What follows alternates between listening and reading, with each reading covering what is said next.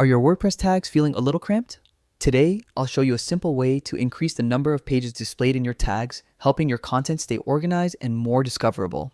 First, log into your WordPress dashboard. From there, head over to Posts and click on Tags. This is where all your tags live, and it's also where you can control how many pages show up under each tag. Now, if you want to add a new tag, look for the Add New Tag section. Here, you can enter the name of your tag. For better organization, you can also add a slug, which is a URL-friendly version of the tag name, and a description, which helps explain what kind of content belongs under this tag. Once you've filled in the details, simply hit Add New Tag to save it.